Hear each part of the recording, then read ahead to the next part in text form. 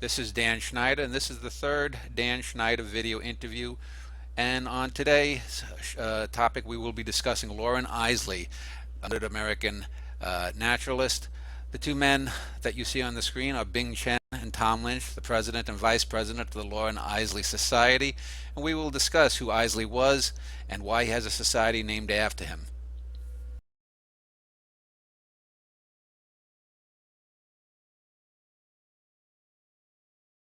Welcome back. And Bing, Tom, thank you for being my guests. Thanks for having us.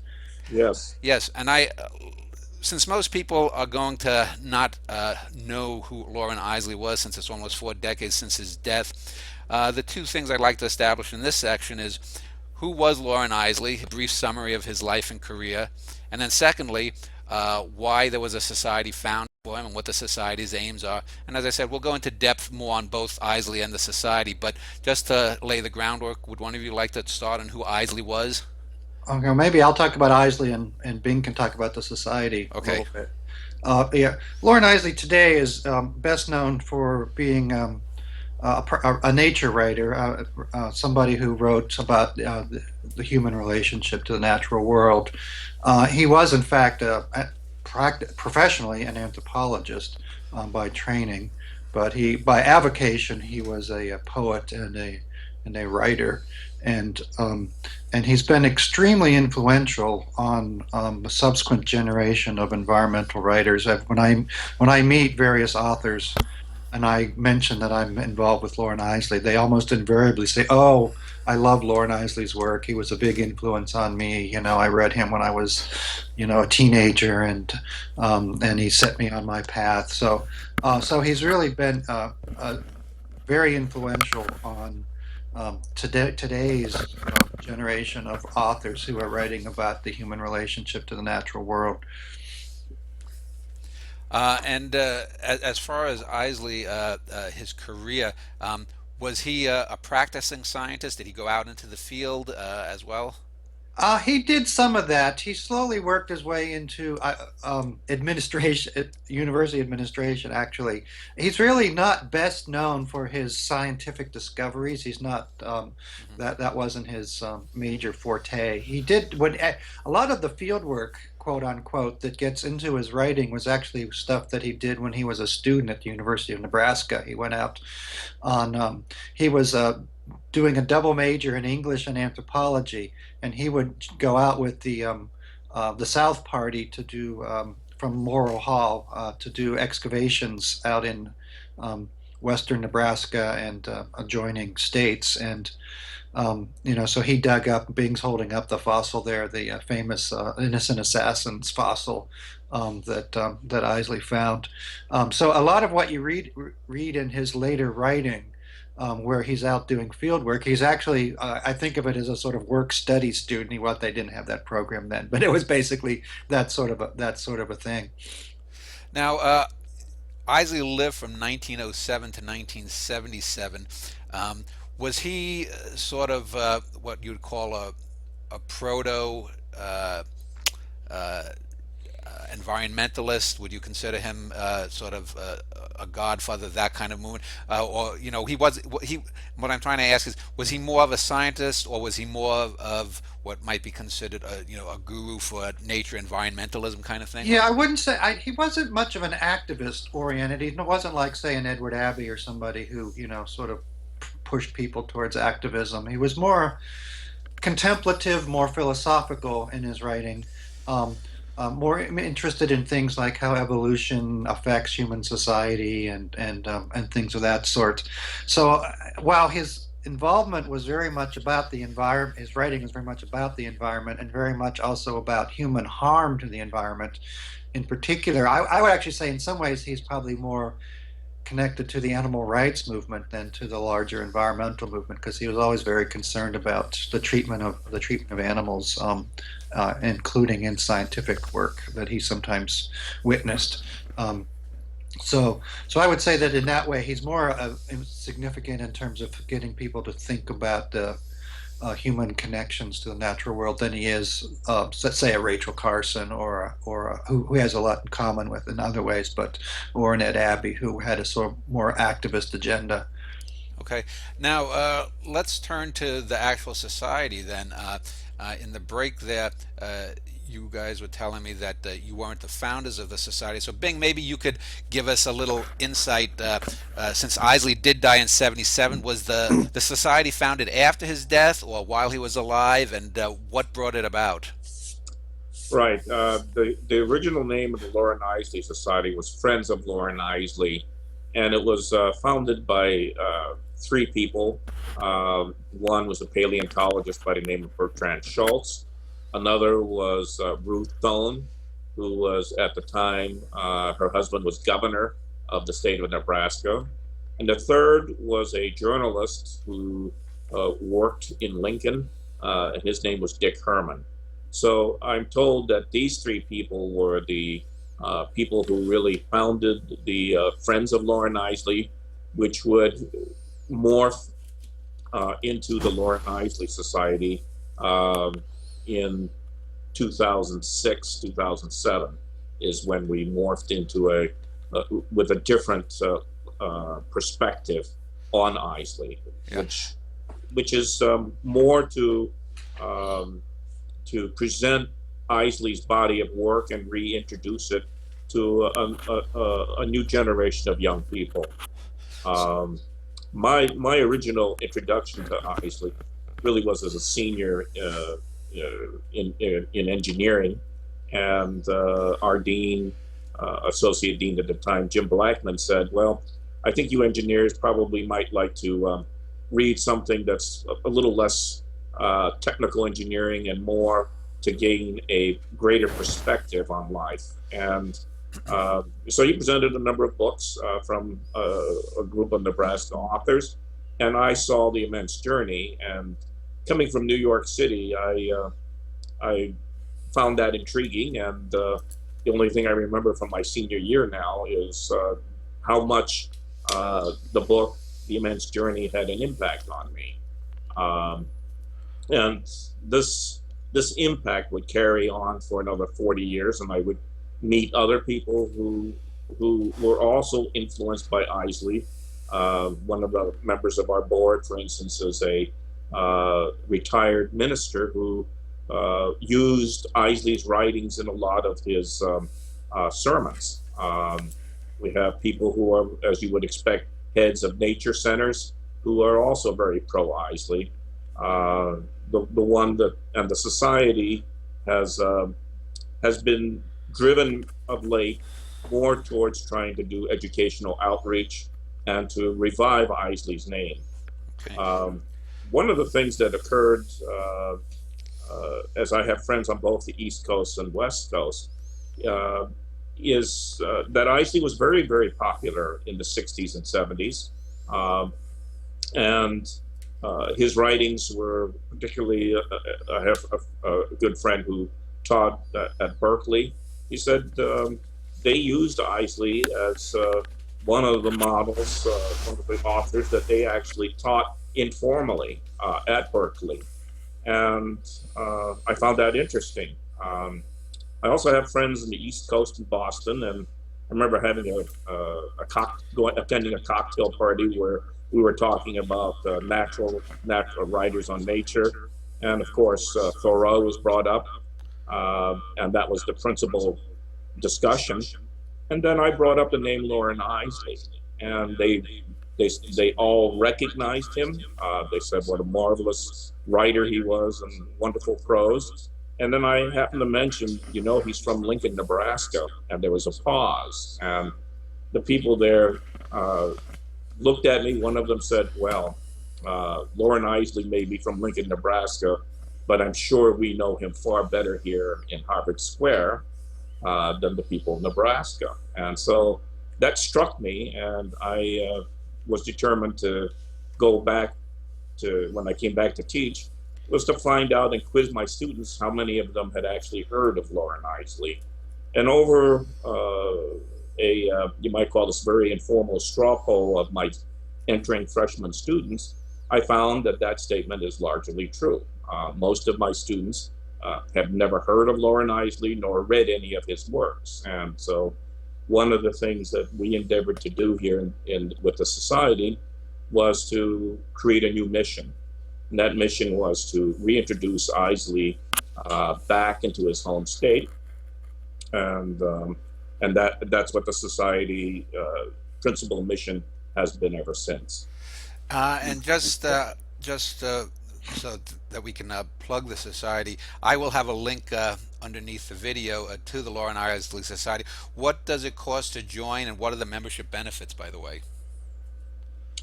The membership cost, I believe, is $25 a year, and we have the benefits include discounts to the Bison Press, I believe it's called. Tom, is that correct? Oh yeah, but the University of Nebraska Press has kept all of Eiseley's books in print, Okay. and so you can get a discount on purchasing through their subsidiary press called Bison Books. There, so if you want to purchase his books, there's a discount there. Okay. Now, let me just say though, so the Eiseley Society is not trying to become, say, an Audubon Society. It's basically Oh more, no, yeah, it's more centered on the man and his ideas and propounding them. yeah, it's there's it's an author oriented organization, trying to promote Eiseley, and then the values that Eiseley's work represents. But it's definitely focused on him. It's not an environmental activist organization. There are others of those that a lot of us are involved with, but it's not one. Okay, well, let's end this segment, and when we come back for the next segment, let's talk more in depth about the life and career of Loren Eiseley, who he was, where he came from, and also his great autobiography, All the Strange Hours. So that'll be up in our next segment then.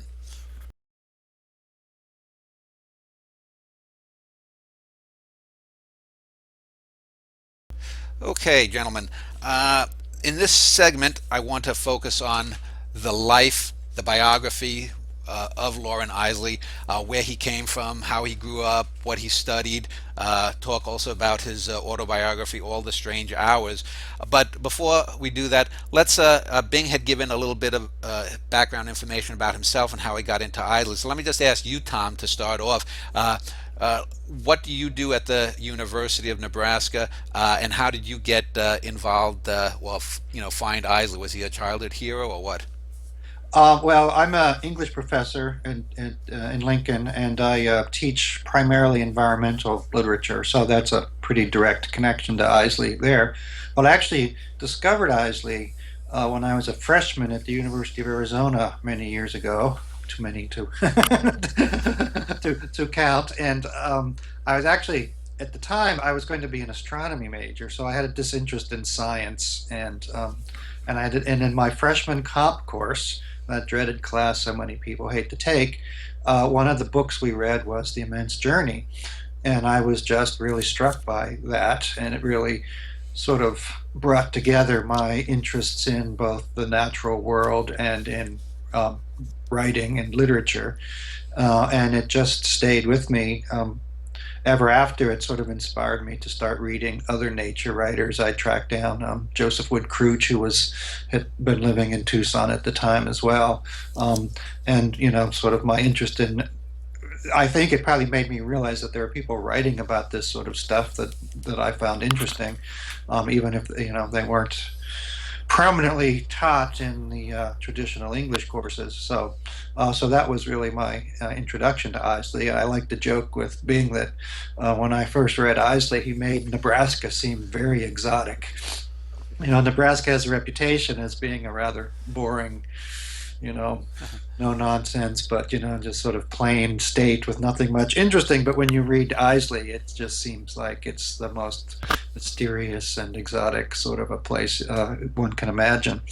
So I guess I always had that lingering in the back of my mind about this state, even when everybody else was thinking it was just cornfields. And then I ended up making a career out of studying the sort of thing that Loren Eiseley did, and so it's just a kind of big circuit to wind up totally by accident teaching in his hometown, and thought, well, I better turn my attention back to Loren Eiseley. Okay, now Bing, what do you do at the university? I am a professor in electrical and computer engineering Okay. uh, at the Omaha campus. And my involvement with Eiseley was that discovery as a senior. And I also teach a course called Technology, Science, and Civilization, which is a finishing course for our seniors in the department. And I frequently will take pieces of Eiseley's writings as an introduction to each lecture. And we actually do begin with literally the technology and the scientific tools that we have that allow us to peer all the way back to the Big Bang, all the way to the present, and then sweeping into the future.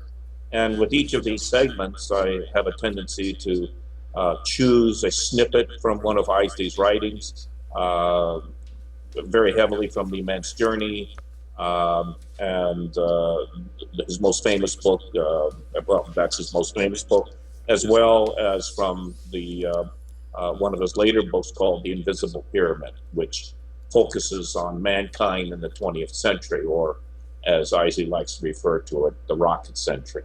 Okay. Now let's get into Eiseley himself. As I mentioned earlier, he was born in 1907 to German parents. Was he a first or second generation immigrant? And what do we know about the background of his parents? Were they involved in science or what? No, I don't think there was much scientific training in his family at all. His father was a sort of traveling salesman who was also very fond of Shakespeare and would declaim Shakespeare passages around the house. But his father was gone much of the time. He came from a very poor background, rather troubled family life. Exactly how troubled we speculate. Nobody's quite sure, but it was his father's second marriage, and and Isley always felt like he was sort of an afterthought a bit, that his father's first marriage and his child by that marriage was his, the one that mattered, and Loren was sort of just the kid who came along later. That he writes about that in his autobiography a bit there. So I don't know how true that is, but it certainly was his impression of his upbringing. And his mother, um, well known that she was deaf and had a hard time communicating with him, and he found her embarrassing out in public, and was alienated from her, and so difficult, a fairly difficult childhood that he had there, and he found a sort of solace and escape by in two big ways. One of them was going to the public library, the Lincoln Public Library. There's stories of him with his little red wheelbarrow walking back and forth down the sidewalks with a wagon, a little red wagon, filled with books. And then the other was, at the time, his family lived on the edge of town. Now the city's grown way beyond their house, and he would go off into the woods and the fields and the creeks and explore. And so that sort of books and nature were his sort of escape from a somewhat difficult home life. I know for me personally, back when I was 12 or 13 and I first read Isley, the Night Country essays slash stories, and I was talking to Bing a few weeks Yeah. ago about their personal hidden essay, and I'll get into that a little bit Right, later with you guys. But it, I always remembered that there's one of them where he's talking about going down into the sewers of the right, town, right. and I, growing up in New York City, had a lot of adventures subterraneanly too, I did. and I did as well. and Yeah. so that always stuck with me. So what do we know about Isley's teenage years? Was he a troubled teenager? Was he a Lothario with the girls? Was he an A student? I think he in his late teens did start hoboing, didn't he? Did he not? No, yeah, he did. Well, yeah, he actually it was his college years, I think, primarily. Yeah. He had a difficult time in high school, and he wound up finishing high school at a special high school that the university had set up as a sort of experimental school, which is actually where he met his wife, who was his teacher at the time. There, they did marry many years later, but he had a harder. I seem to have a hard time fitting into the academic lifestyle of high school. as many people do actually, and especially many people who are, a bit eccentric and also very smart. But he also had seemed to be a fairly normal life as well. He played. We have pictures of him in a football uniform, which is always important in Nebraska, and he seemed to have a social life that wasn't he wasn't extremely alienated. I think he was somewhat reserved and whatnot, but I doesn't seem to have been anything too extreme about it. But he did eventually do the hoboing, which is an interesting chapter in his life because Lincoln's a big railroad town, so he could hop the freights on the edge of town. And it was the period of time when people were doing that. People were traveling the country, and he would take a semester off when he was at the university, skip a semester and ride the rails out to California, and come back and resume his studies. So that's a fairly intriguing period of his life, actually, the hoboing, and it's always resulted in him in his later in his writings, even if it's not hobos exactly. He's often very drawn to homeless people he sees on park benches or, riding the subways. Unlike most of us, he doesn't move away from those folks. He often, at least in his writings, he moves towards them. He strikes up a conversation, and I think that's a kind of legacy from that hoboing days. Even when he was a provost at a university, he still would sit down on a park bench next to some homeless man, strike up a conversation. And how about his college days? Where did he study? What did he study? And like the 1930s, the pre-war years, how did he establish himself? Well, he went to the University of Nebraska here.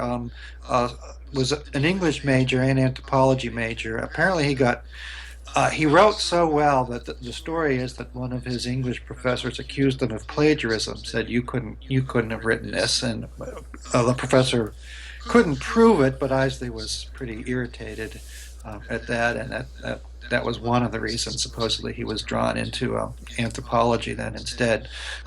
He worked for the literary journal Prairie Schooner, which is still thriving, but it was started back in the 30s at the university.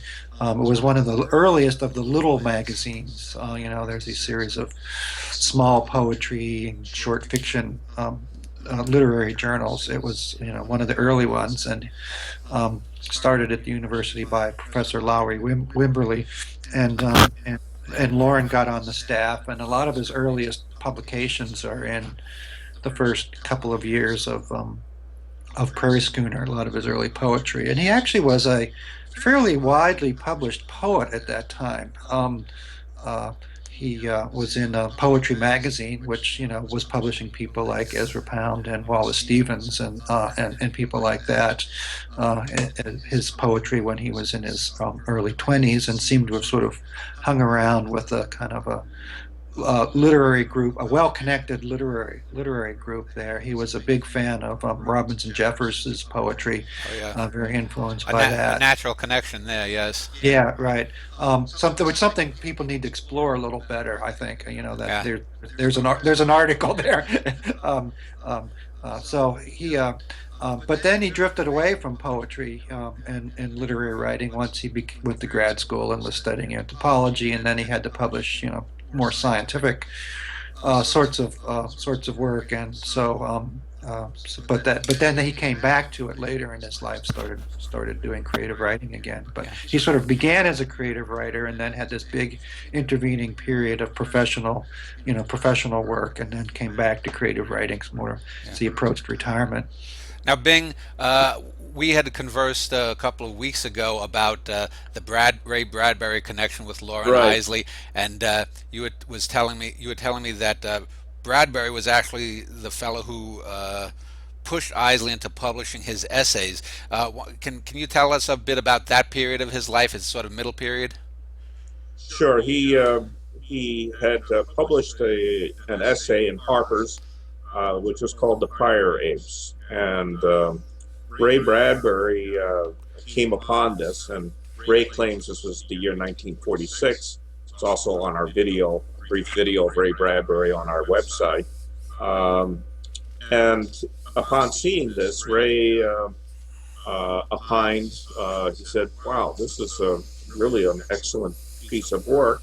And so he he wrote Eiseley via the magazine and said, I think you have a great deal of talent, and I could put these essays together and write a book.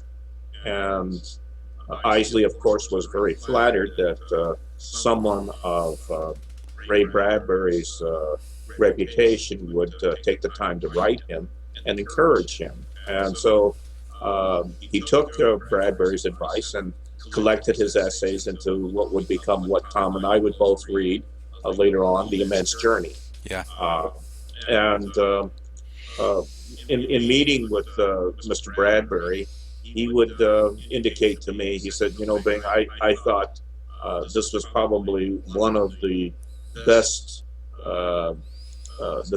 essays written about nature in the 20th century. And in fact, I regard Eiseley as perhaps one of the most eminent of all nature writers of that time, and one that would go on to influence so many others. And so he also had an opportunity when Eiseley, as provost at the University of Pennsylvania, and became famous from The Immense Journey, would be asked to give lectures. And on one occasion, Bradbury attended one of his presentations, and here's Eiseley reading like this off of the paper to the audience.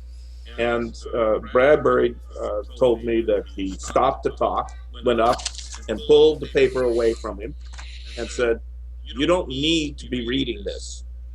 Emote it, feel it, share it with the audience.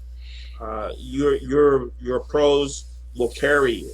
And so Eiseley put down his notes and just started speaking extemporaneously, and I guess that became Eiseley's style from that point on. Bradbury really was a great thing. There's a film that was created on public television called Reflections of a Bone Hunter, which was produced several decades ago. And in it, Bradbury's given a fairly significant piece of an interview of why he was influenced by Loren Eiseley and why he encouraged Eiseley to write as much as he could. Now, how was Eiseley viewed by his contemporaries, both at Lincoln, Nebraska, and also in the publishing world and the science world? Oh boy, I think once he left Lincoln, I think he never really came back except for very brief visits, and I think not that well known here. I think Bing was right there, that sort of like a prophet is without honor in his hometown. You know, I think he was somewhat forgotten there. He obviously became a significant author in the 50s and 60s there. So in the publishing world, I think he was pretty well respected as somebody who wrote some important books, and he could get his work published. He apparently was extremely sensitive to negative reviews, however, more so than writers ought to be, just for their own mental health, I think. I think his scientist friends were pretty dubious about a lot of the more literary, poetic kinds of writing that he did. One of the things he wrote about was that two cultures phenomenon that C.P. Snow made famous in that period of the art is drifting in one direction and the sciences drifting in another direction, and even when they're on the same campus, say, they never meet. There's no interaction between them, and Eiseley was somebody who bridged those worlds. But I would say, on the one hand, his literary writing did not always meet with favor amongst the more rigorous scientists of his acquaintance. And especially his later poetry in particular, it has some pretty significant science in it that didn't always sit well with some of the poetry, aficionados of that period as well. But in some ways, I think that's actually Eiseley's greatest legacy, though, is this insistence on trying to bring the sciences and the humanities and arts together.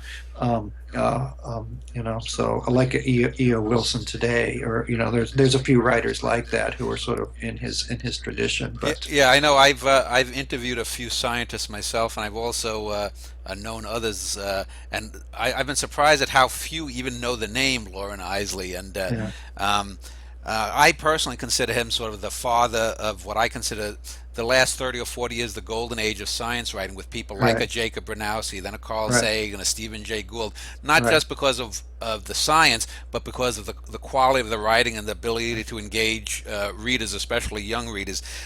Let's just end with sort of three things. What was Eiseley, since he would have been active in the 50s, 60s, 70s? What were his politics, number one? Secondly, let's talk about his marriage, since in his autobiography, I don't recall him mentioning his wife by name. My wife said he does say it once. I thought he didn't. One of the interesting things in the autobiography is so little he says about his own personal life, children or whatnot. Uh, Right. and then the third thing, let's talk about how he died. So let's go with the political thing. For what was his politics? Was he involved in politics or what? He wasn't particularly involved in politics, and he became increasingly conservative, which is a bit of a puzzle to a lot of his fans. I think it's fair to say that certainly I was. I think a lot of people who were reading Eiseley in the 70s were fairly countercultural types. Yeah. They sort of appreciated Eiseley's critique of sort of the objective science, his sort of claims to objectivity that seemed suspect in a lot of science. They were attracted to his concern for animal rights issues. They were obviously was the environmental movement had caught on big. So there were a lot of features of Eiseley's writing that appealed to folks, say, on the left side of the political spectrum. And in fact, also he didn't do a lot on this, but he was quite a champion of the civil rights movement in his writing. His work on anthropology and Yeah. whatnot told him that racial discrimination had no merit. There was no basis for it. So, but then, especially as the sort of the hippie movement started, he was really turned off by that. I think for a lot of reasons. I think one of them was sort of a deep reason is I think he felt that human societies, flawed as they were a fairly fragile bulwark against sort of chaos and sort of degradation of human culture. And so he wasn't into the sort of idea that we can just change all of the institutions of society. He was sort of alarmed by that and thought that would be more likely to lead to chaos than it would be to lead to any sort of a utopian society that people thought it would. And he may be right about that.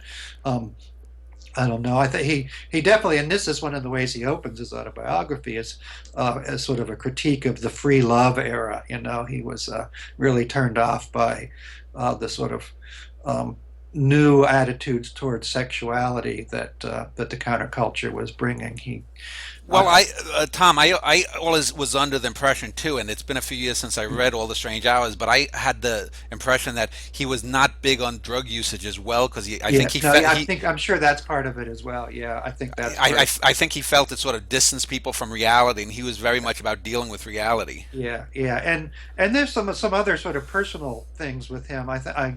Um, he became a major professor and administrator at one of the country's leading universities, but he grew up on the wrong side of the tracks. Sort of I was saying working class, but even almost barely working class family background there. And a lot of people from those backgrounds, and I have to say, sort of feel that way myself sometimes. I grew up in a working class family.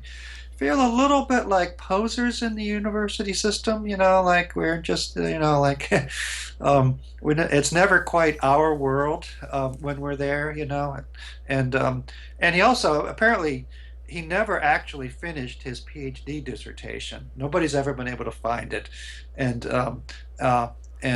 it just seems as though his major professor thought he wrote so well and was so brilliant, he just sort of gave him a pass on actually finishing it there. And it makes me think that he was maybe a bit insecure as a professor in the university system, a little sensitive to being challenged. And one of the things one of the effects of the counterculture university system was that students began to challenge their professors, began to challenge their authority. And this was the period when the student evaluations came in as well, right? So that students would then be able to sit down and rate their professors. As something we're still doing. But that was a new innovation that was a response to the sort of the counterculture's critique of the authority of the professor. And I always have the sense that he was a bit insecure and therefore defensive when that thing happened. I can't prove that, but that's sort of my reading between the lines a little bit of. Okay. Well, let's end this segment with just on a bit on his personal life, his marriage and death. And I don't ask in a prurient sense, but as a person, a poet myself, I know that a lot of times artists propound things in their art that they never live. The best example I can give is the German language poet Rainer Maria Rilke. Wrote some of the greatest, most spiritual poems about life, love, existence. But he was a rotten son of a bitch in real life. He was a terrible father. He abused mentally and possibly physically some of the women he was involved. He cheated. He lied, steal, blah. Was Eiseley in a good marriage? Was it a loving marriage? Who did he marry? And how did he die? He died at the age of 69 or 70. So let's talk about that a little bit here, just for a couple of minutes. Well, I can talk a little bit about his marriage. As you say, first off, he writes an autobiography where his wife is maybe mentioned once. It's really striking. Although, as other people have pointed out, he titles his autobiography "All the Strange Hours," not all the normal hours, right? Yeah. So he actually is sort of highlighting those features of his life that are not the day-to-day ordinary life there. But he had met her when like I mentioned earlier, when he was a high school student, and he was probably 17 and she was probably in her early 20s. It wasn't a big age difference there. Not that they struck up a relationship at that time, but I think probably they noticed each other, shall we say. And what was her name, actually? Oh, Mabel Langdon. Yeah. Okay. Mabel, and then later they met through other people, and as they got older, became more appropriate, I guess, for them to have a relationship. But it was unusual. Not to psychoanalyze them too much, but it was fairly unusual at that time for men to marry women older than they were. Yeah. And, Well, Jeff she does is seem dead. to have fulfilled a kind of mothering role in his life that, sort of worked behind the scenes to make sure that he got where he needed to go, and she helped with his writing, and she sort of took on that sort of a role in his life. But by all accounts, a very happy marriage. Did they have children? Did they have children? No, they didn't have children. No. Okay. Eiseley actually thought that his family, actually not thought, there was some insanity in his family line, and he believed that he should not pass on those genes to the future. So they did not have any children. And how did he die? The thing was cancer, wasn't it? He developed cancer. Yeah. Yeah, he had cancer, and I actually have a letter that he wrote to one of the people that I'd met in Amherst recently, and her name is Shalamith, and she told me that she got to know Eiseley and wanted to visit with him, and he had written her back to say that he was suffering an illness at that time. I believe it was 1969, and that he was recovering, and he was looking forward to meeting her. And Ah. um, So it was long term then, because if it's 69, he died in 77. The last decade of his life he must have been ill. I'm sorry, it was 1976. 76. Okay. Yeah, Okay. yeah.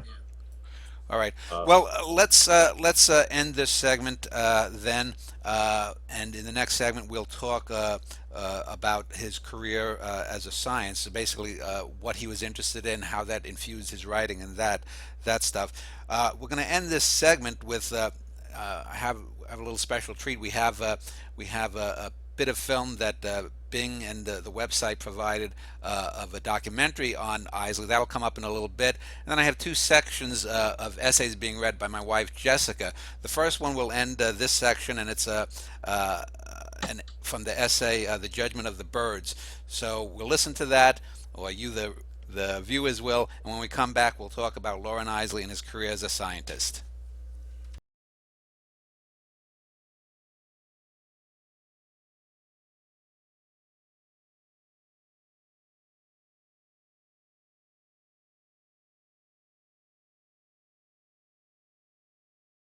Loren Eiseley, from The Judgment of the Birds. I have said that I saw judgment upon life, and that it was not passed by men. Those who stare at birds in cages, or who test minds by their closeness to our own, may not care for it. It comes from far away, out of my past, in a place of pouring waters and green leaves. I shall never see an episode like it again if I live to be 100, nor do I think that 1 man in 1,000,000 has ever seen it, because man is an intruder into such silences. The light must be right, and the observer must remain unseen. No man sets up such an experiment. What he sees by chance. You may put it that I had come over a mountain, that I had slogged through fern and pine needles for half a long day, and that on the edge of a little glade, with one long crooked branch extending across it, I had sat down to rest with my back against a stump. Through accident I was concealed from the glade, although I could see into it perfectly. The sun was warm there, and the murmurs of forest life blurred softly away into my sleep. When I awoke, dimly aware of some commotion and outcry in the clearing, the light was slanting down through the pines in such a way that the glade was lit like some vast cathedral. I could see the dust motes of wood pollen in the long shaft of light, and there on the extended branch sat an enormous raven with a red and squirming nestling in his beak. The sound that awoke me was the outraged cries of the nestling's parents, who flew helplessly in circles about the clearing. The sleek black monster was indifferent to them. He gulped, wetted his beak on the dead branch a moment, and sat still. Up to that point, the little tragedy had followed the usual pattern. But suddenly, out of all that area of woodland, a soft sound of complaint began to rise. Into the glade fluttered small birds of half a dozen varieties, drawn by the anguished outcries of the tiny parents. No one dared to attack the raven, but they cried there in some instinctive common misery, the bereaved and the unbereaved.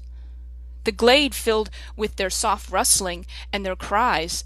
They fluttered as though to point their wings at the murderer. There was a dim, intangible ethic he had violated. That they knew. He was a bird of death. And he, the murderer, the black bird at the heart of life, sat on there, glistening in the common light, formidable, unmoving, unperturbed, untouchable. The sighing died. It was then I saw the judgment. It was the judgment of life against death. I will never see it again so forcefully presented. I will never hear it again in notes so tragically prolonged.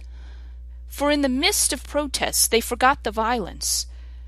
There, in that clearing, the crystal note of a song sparrow lifted hesitantly into the hush. And finally, after painful fluttering, another took the song, and then another, the song passing from one bird to another, doubtfully at first, as though some evil thing were being slowly forgotten, till suddenly they took heart and sang from many throats joyously together as birds are known to sing. They sang because life is sweet and sunlight beautiful. They sang under the brooding shadow of the raven. In simple truth, they had forgotten the raven, for they were the singers of life and not of death.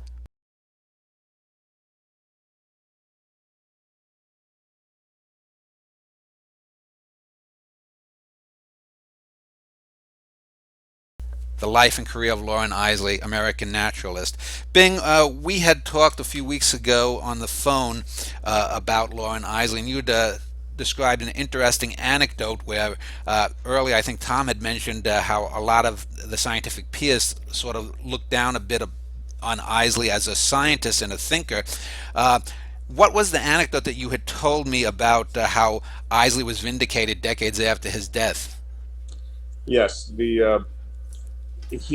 one of his essays in The Immense Journey is called The Last Neanderthal. Actually, it's in Unexpected Universe. And in it, he recounts one of his expeditions as a member of the South Party into the Wildcat Hills of Nebraska. And here they were trying to find bones from some hippopotamus or rhinoceros. And after a day's work, they would come down to their encampment, which was in a hollow, and there was a small pond which they would bathe in. And he described this young lady, the daughter of the farm owner, who would deliver milk and eggs to them. And he looked at her, and she became the inspiration for the essay "The Last Neanderthal," so he uses this essay to describe what humankind may have been like 30 or 40,000 years ago. In the literature, he was then criticized for taking too much poetic license, that the Neanderthals had actually passed from the scene 30,000 years ago, and that this was too far of a stretch. And so a number of his colleagues in anthropology and paleontology criticized him for this. It turns out, however, that since his death, when we start looking at DNA analysis today, it turns out that a significant portion of Europeans do happen to harbor DNA from Neanderthals, and that the population, the percentage of Europeans is perhaps 6-7%. Percentage of Africans, for instance, is 0. So the part of our species that did not emigrate out of Africa has remained, you might say, pure strain compared to some of the cousins who have emigrated to other portions of the world. So to a certain Europeans and then Asians, to a certain extent, do carry DNA from Neanderthals today. So it turns out, actually, Eiseley was correct and his peers were wrong. It's probably got Hitler spinning in his grave, because probably the most pure Homo sapiens then turn out to be the dark Africans, whereas the mutts are the Europeans. So let's talk about the rest of him as a scientist, and we'll get, like I said in the next segment, him as a writer of prose, and also deal with his poetry in a bit. But what was Eiseley scientifically most known for? Because I do know that he probably his least poetic book, off the top of my head, I've got all of his stuff, but he wrote a long book on the life of a scientist, I think in the 15 or 1600s, and it's a very dry text. Francis Bacon, yeah. Right. It was the Bacon. So what was he most known for scientifically, basically? Well, that book, interestingly, suggests that he actually had quite strong interest in the history of science itself, which was not really much of a field at that time, but has Yeah. become an important field. Now there are a lot of history departments have somebody who that's what they are. They're the historian of science, and it is useful to, and this of course doesn't enamor him to his colleagues, but it's useful to look at the historical evolution of science and scientific ideology and the scientific method, and realize that it's sort of conditioned by historical and social forces. It's not some sort of absolutely pure uh, process that's distinct from the rest of society there. So that's not really a scientific breakthrough per so much, but it is certainly an important insight that he had that of science as a historically generated way of thinking. Yeah. And so, Oh, go ahead. so Go ahead. one of the let me add to what Tom has said. The two people that he has done a biography of happen to be two of the significant people that I use in some of my classes when I teach history of science. One is Sir Francis Bacon, and the other is Charles Darwin. And so these two people formed of the two people that he would choose. I find it interesting. Would basically predict the rise of the way that universities are run today as scientific establishments that are team driven. And Charles Darwin, who uh, uh, created a tremendous controversy in his day with the origin of the species, and who Eiseley identifies with. And I think these two people are in Eiseley's mind, two of the giants who would shape Western thought and also scientific thought as we move into the 20th century as a major conceptual idea, evolution. Yeah.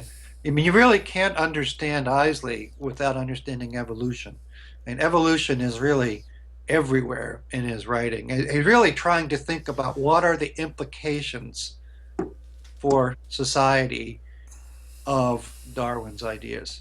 I mean, so much of his writing is involved with that. And I think for me, the two things stick out about Eiseley to me. One is that he seemed to see the whole more than his contemporaries, and I think Right, of an essay like, I think it's titled "How the Flowers Changed the World," right, right. and then I also, and I had mentioned this to Bing in an earlier conversation. As a young boy, I loved to read science books, and I still I preferred them over comic books. And I still remember a little book from the early '70s I had about Louis Agassiz and the glaciers and how he waited 20 years for the body of a dead hiker to come down at the end of a glacier. And I always have this idea of Eiseley writing about sort of the looming ice age. So I always associate in my mind Eiseley more with sort of Cenozoic mastodons and mammoths more so than Right. Yeah. dinosaurs. Yeah. That actually brings up that when you're talking about what his period he studied, that was his real period. His period was the sort of late ice age, Yeah. In North America. That's what he did his research on, and one of his important findings was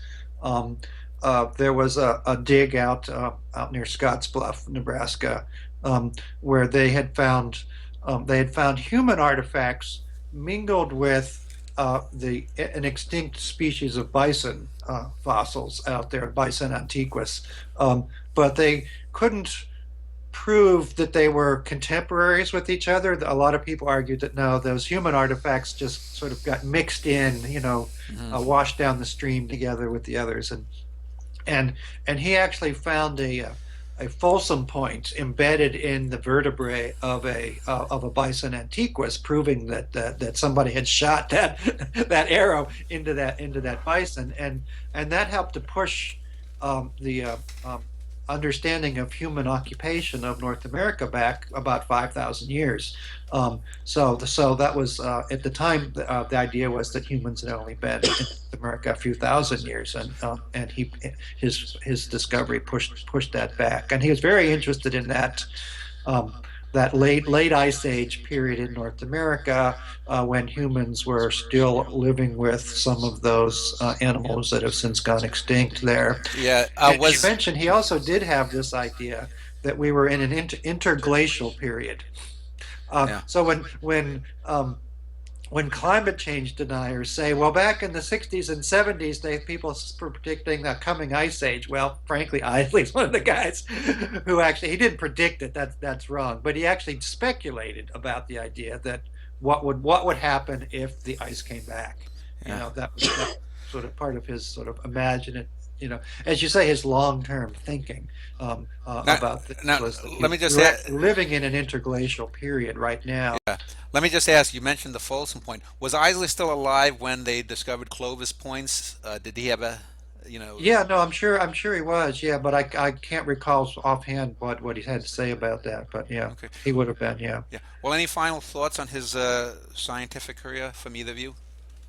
I think that a lot of what his early contributions would have been was as a member of the South Party. So I think that he was particularly enamored with this exact replica of Nimbarus brachiops, which is a saber-toothed cat from about 26 million years ago. One of the members of his team discovered this, and this would inspire him for a lifetime and lead to his perhaps one of his better known poems called The Innocent Assassins. Yeah. And Bing, you mentioned the South Party. Just for people who don't know, just give a brief.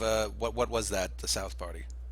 This was a group sent out, sponsored by the University of Nebraska's State Museum, to look for fossils. One of the things about Nebraska that I find curious is that in 93 of the 95 counties, they have found mastodon bones. So Nebraska is a very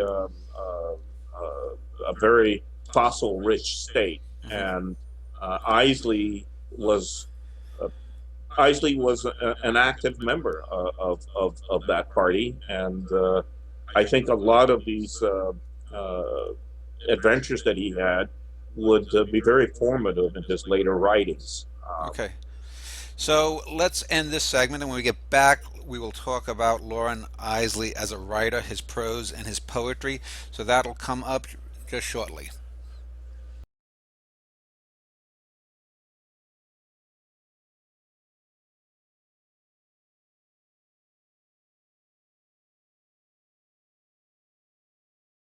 All right, and we are in this section going to talk about Loren Eiseley as a writer of prose and poetry. And let me just throw this out as someone who's written both myself. It's odd, but I think people in the arts, especially in any kind of genre, tend to excel in one thing or the other. And in writing, I found in over 30 years of being involved in the arts that you can have a great poet, and they usually are not good at prose. And I think of Rainer Maria Rilke and Walt Whitman come to mind as just not writing good prose, even though they wrote sterling poetry. And on the inverse side, you have someone like Herman Melville, who wrote great poetic prose, and his poetry was didactic, stuffy, boring, and whatnot. Well, I think Eiseley was a good, solid poet. I think his prose clearly is his legacy, and it's much more plangent and deep and poetic than even his poetry. So let me just toss that out to you. Would both of you agree with that? And then we'll get a little bit into his books and his whole bibliography. So either of you want to take that on? Well, definitely his reputation today rests on his prose. If he'd only written poetry, we wouldn't be talking about him here. So I think that's definitely the case. I think he wasn't as bad a poet as is sometimes argued, but I certainly wouldn't say that his main claim to fame is his prose. I mean, his poetry. It's definitely his prose. Yeah.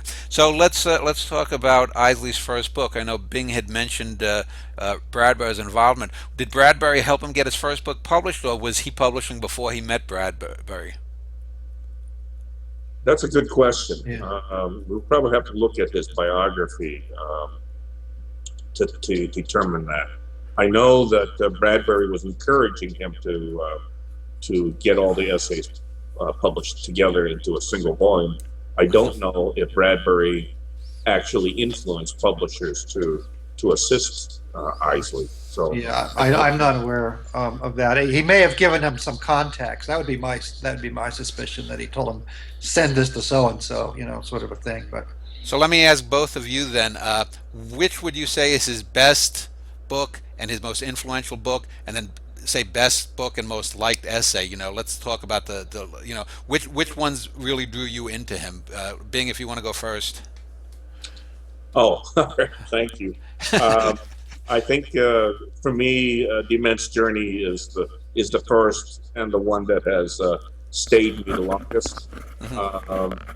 I think that it really is through his childhood adventures growing up in Nebraska, he uses common things like floating in the Platte River or wandering what he calls the Sunflower Forest through Lincoln, Nebraska, as markers of the you might say parts of this, to weave this wonderful tapestry of life on Earth since that great explosion of life.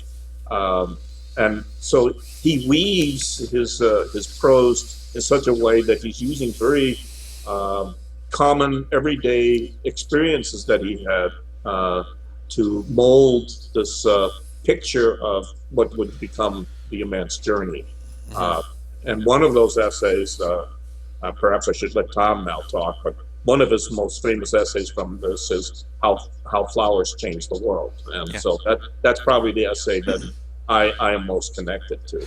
Well, let's just stick with the sunflowers for a second, Bing, because when we had talked earlier too, you had mentioned something about the University of Nebraska having planted a garden full of sunflowers. So, if you could give us that anecdote about the sunflower forest.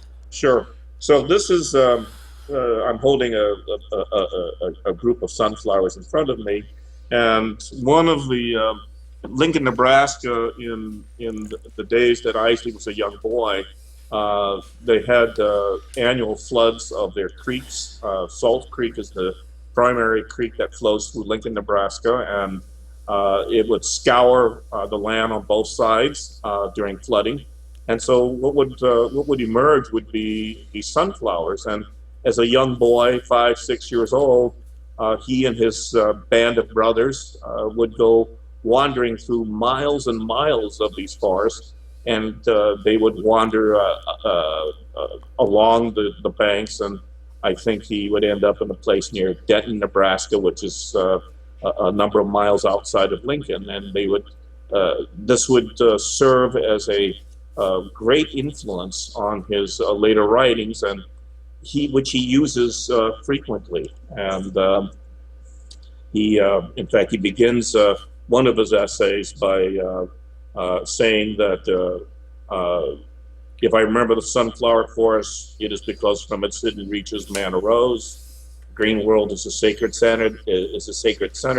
In moments of sanity, he must still seek there. And so, the sunflower forest is a ever-repeating theme that he uses. And I remember explaining to Ray Bradbury the context with which he likes to use the word sunflower forest.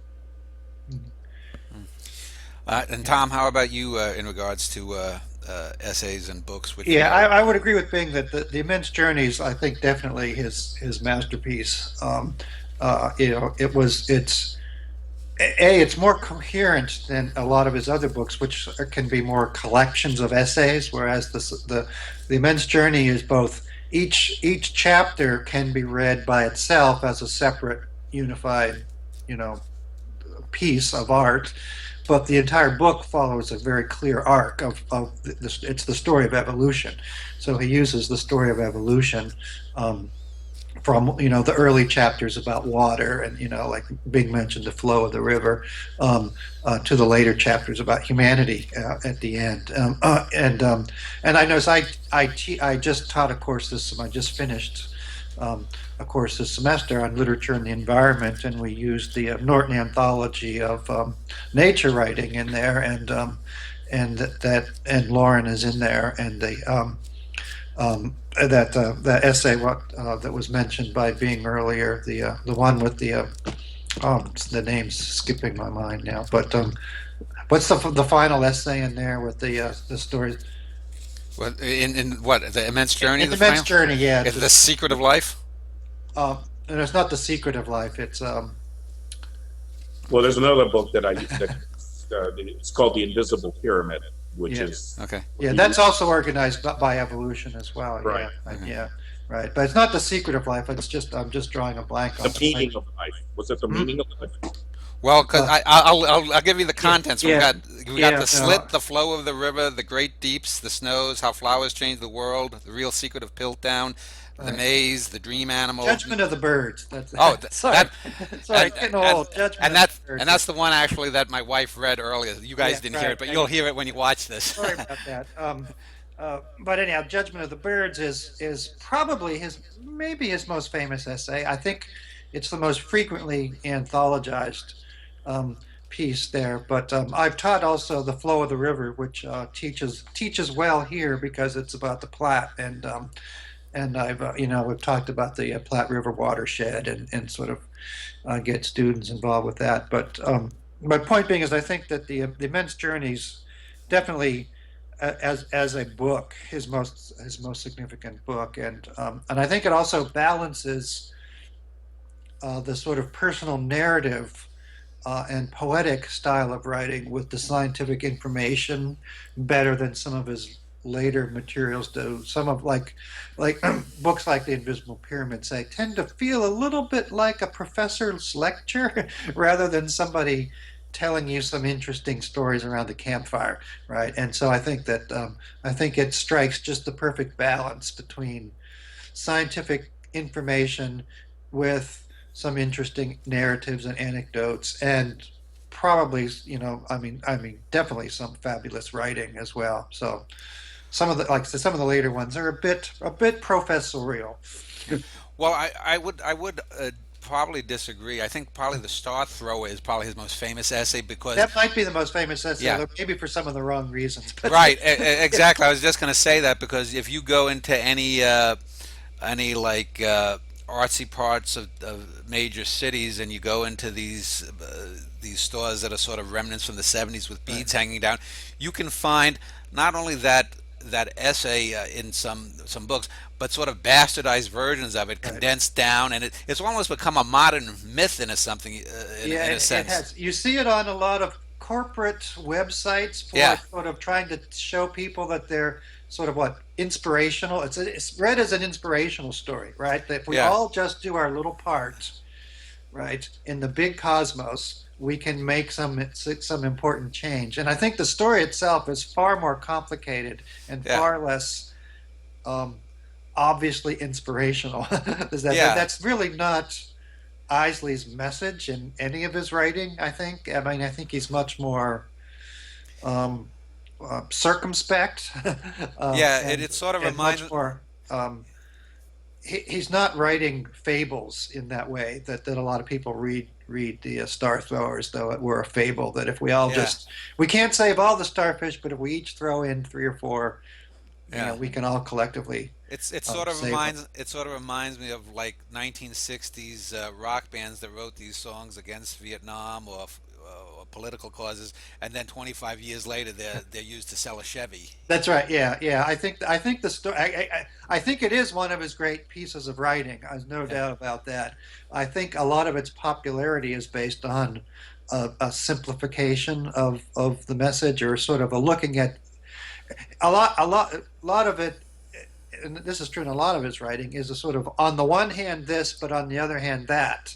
yeah, And people often only look at the on the one hand that they prefer, then they don't look at the other hand in his writing. So I think yeah, that's a story that suffers from that. But in terms of a book, I would, if somebody says, oh, I want to read some Loren Eiseley, what should I read? I would definitely say read The Immense Journey um, first. And I think the next work as a book of significance is The Night Country. I think yeah, that's sort of unified by tone and mood, yeah, way that the Immense Journey is unified by the story of evolution. The Night Country is more this sort of somber, dark. You'd mentioned earlier the stories.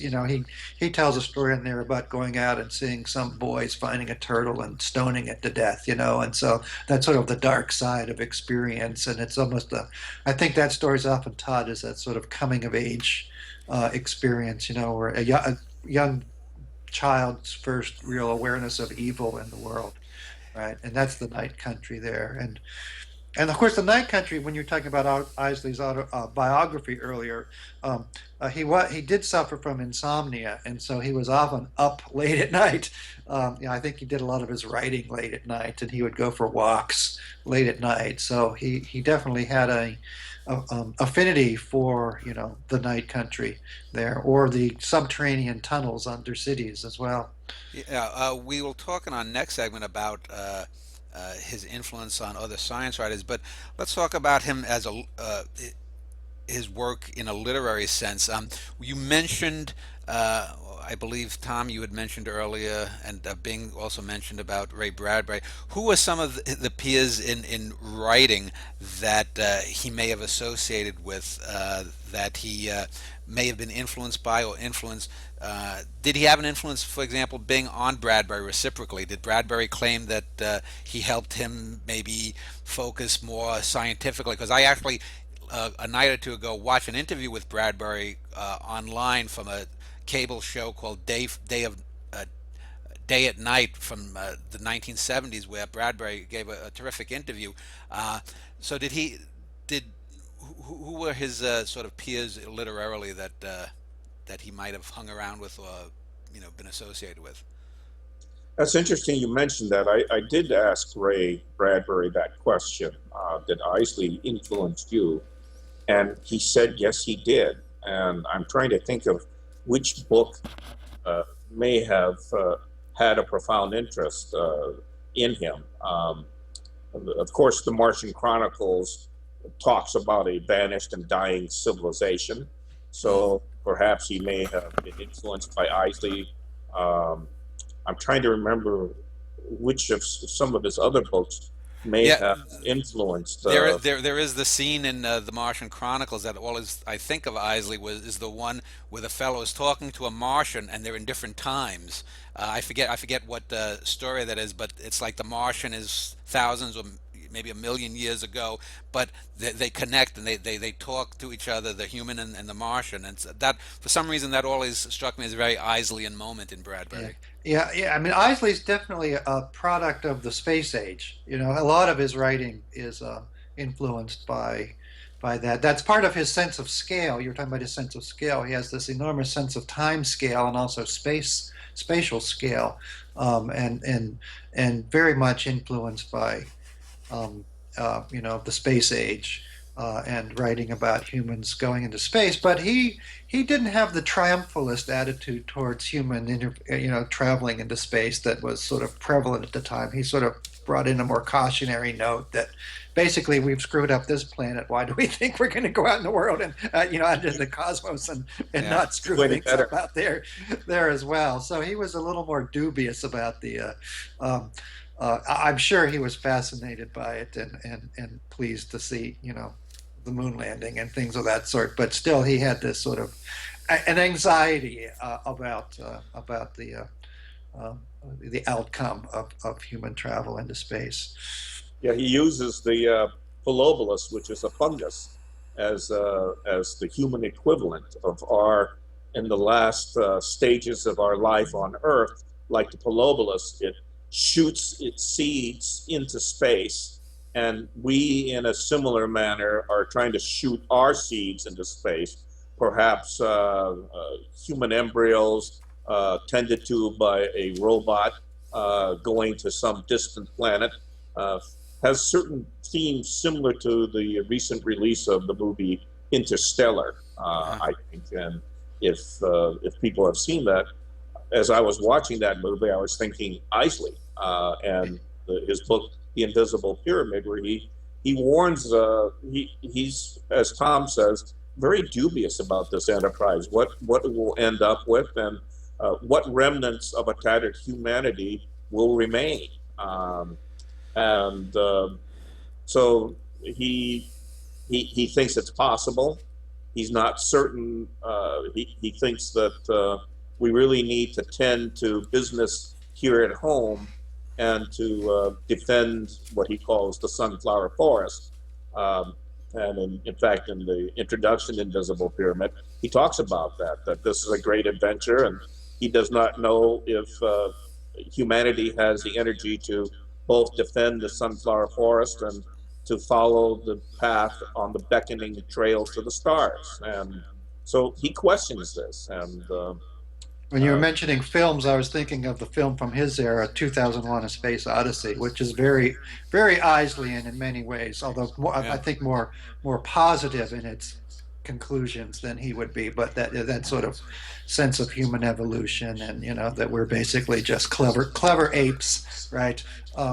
Well, Tom, it's interesting you mentioned that, because I always had. I mean, not that Eiseley was a wide-eyed optimist, but do you think that Eiseley was? I mean, how would you describe his view of humanity in the long term? Do you think that he was a pessimist, or was he skeptical, or what? I think he was pretty gloomy. Yeah, some of that was just. I think as he aged, he got a bit more gloomy just in his general outlook on life. But I think he was.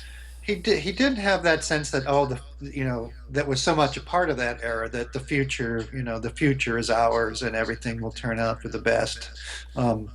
He was also a product of the Cold War, and it was writing when the idea of nuclear holocaust was still very much a concern that people had, and in that poem that the Innocent Assassins, and that skull that being held up earlier, is very much about. I see it as a sort of commentary on mutually assured destruction. Yeah.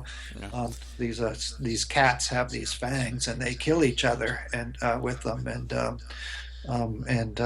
we and the Soviets have these missiles, and we will kill each other with these missiles. I don't want to make him seem too pessimistic, but he certainly Hold it a little higher, Bing. There we go. Yeah, he certainly wasn't a sort of triumphalist about the possibilities of the future and technology. He was pretty skeptical, I think. Yeah. Well, let me end this segment here talking about the Loren Eiseley reader that the LES has put out, and I was given a free copy that's conducting this interview. So yeah. I've got, you can hold that up there, and I'm looking through it, and it's got the foreword, the introduction, a bit of the bio. It's got 3 sections, and we have photos, a map of Eiseley's Nebraska, and his bibliography. So let's talk a little bit about this book. 2009 it was put together. Who did that, the editing? What was selected? What was the process of how to get this out? What was the aim of it? If either of you want to take that up. Sure. The idea, partially inspired by Ray Bradbury, was we really needed to get Eiseley's writings out to a new generation of young readers. And we in the society considered this, and we thought perhaps it's time to reissue a collection of his essays taken from his many works. And so a group of us got together to make choices as to which essays could be incorporated.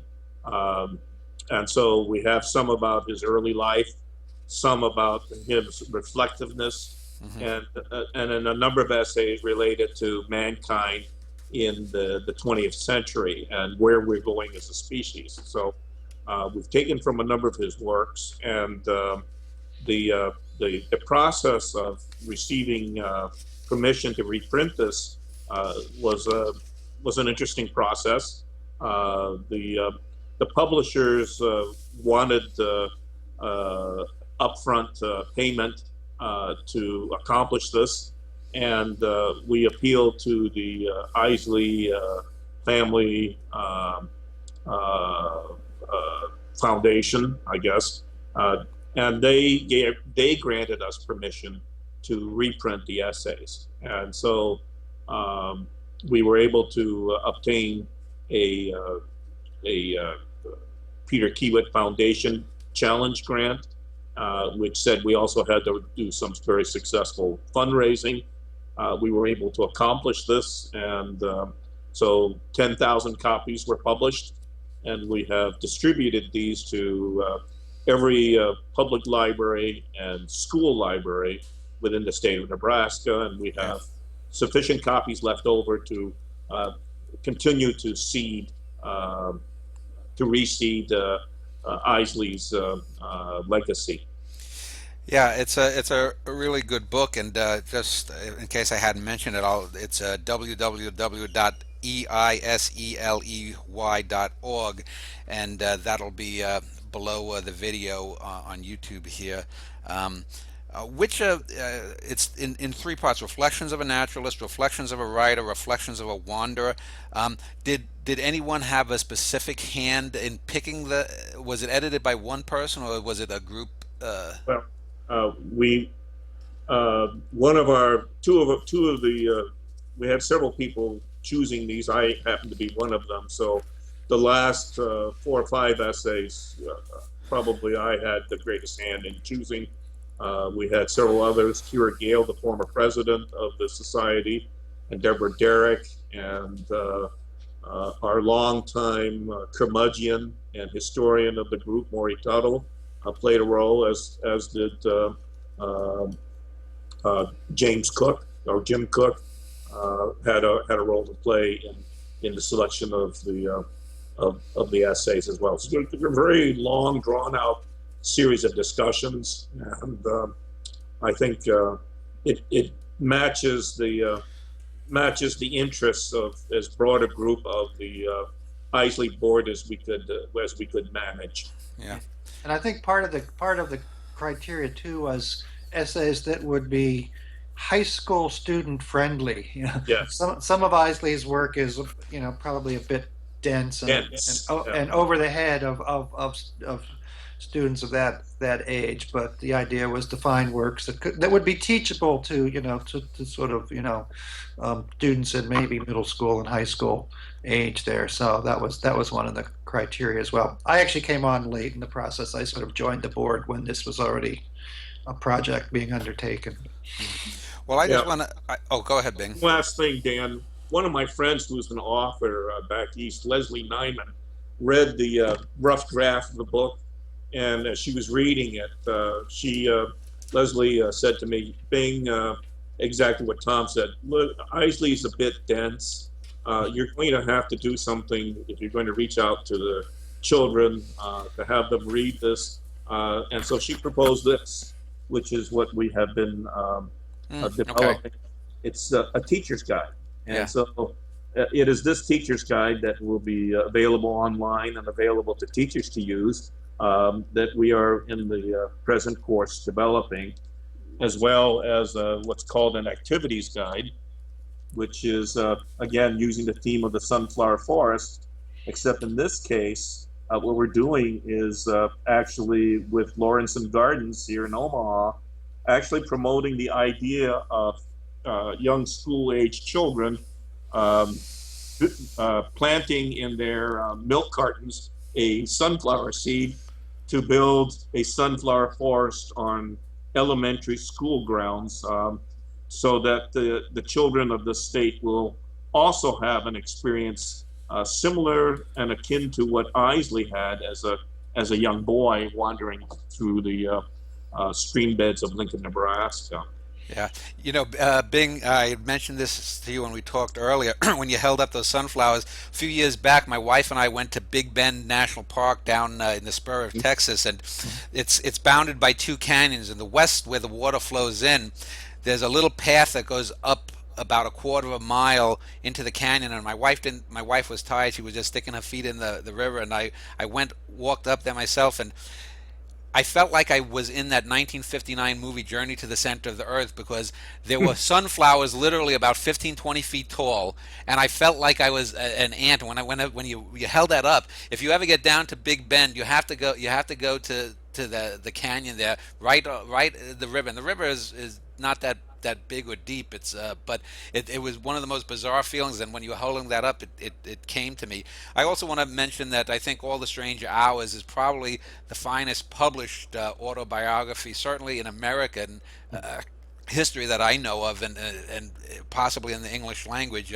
I think that's a fantastic work, and I think young readers, if they're not interested so much in science, but in if people who want to read autobiographies, instead of reading all these vain biographies of these minor celebrities, this is a biography to read. Right. So It is one of the more imaginatively recreated renditions of a life. yeah, You know, yeah, it and I is. don't say imaginative in terms of making stuff up, but I mean in terms of how to structure a story of your life, Yeah, and what themes to use to kind of organize it. And it's not. You were saying he hardly mentions his wife at all. It's not a kind of expose of his life. It's more the life of the mind in a way. yeah. Yeah. Okay, so let us end this segment. When we get back, we'll talk about Loren Eiseley's writing and its influence on writers in the time since his death.